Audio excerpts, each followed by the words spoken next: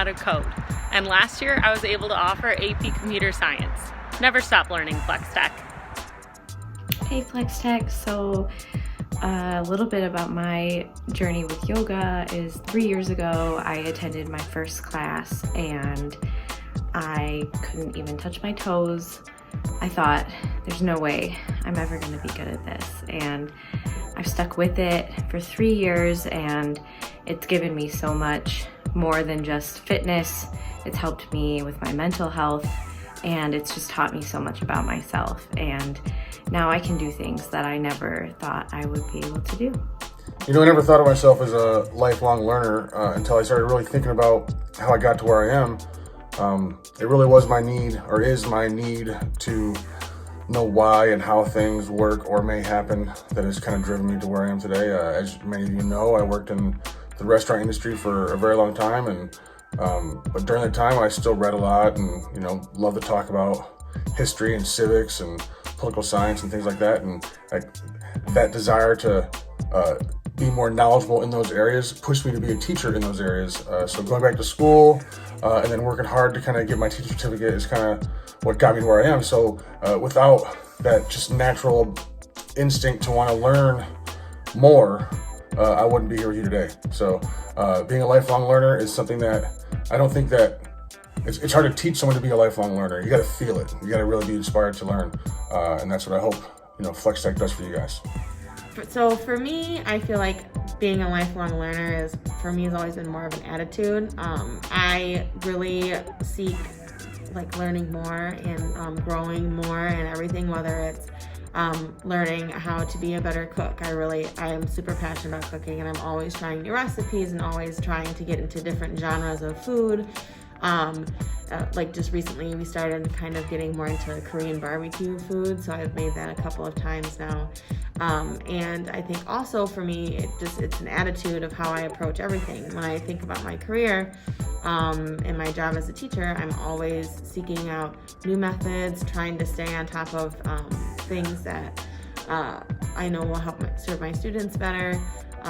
So yeah, I think that I've always kind of been under the impression that if you're done growing, then you've, I guess, reached the ultimate perfection, right? And you don't have anywhere else to go.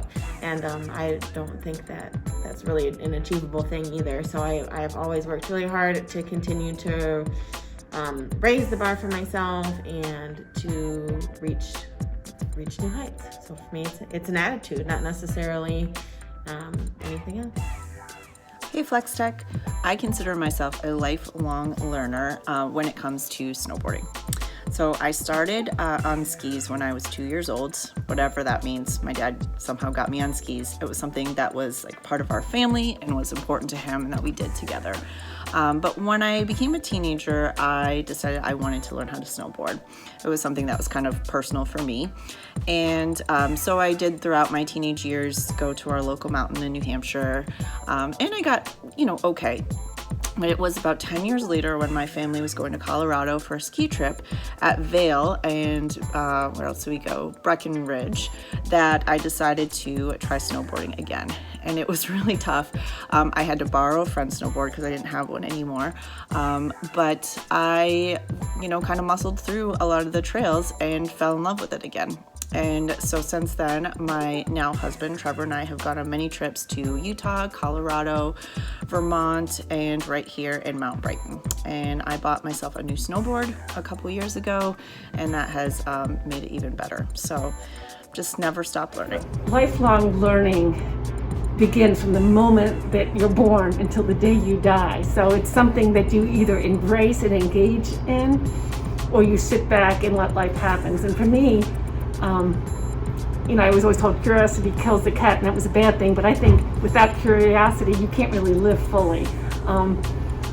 Me, in terms of when I was growing up, going to college wasn't an option, it was a given. It was something that I had to do, but I really loved to learn. It wasn't so much about the school as just the things that, getting my brain to just grab hold of things and take it and run with it. And my parents were really good about taking us into cultural different experiences and really encouraged us to explore. And so I've always loved to explore. And to me, I guess the base for me of learning is listening. I think that's a tool that I probably comes most naturally and that really engages me. I love to listen to other people with stories or theories, and then I take that and then I make it my own. And I just think there's so much fun in that.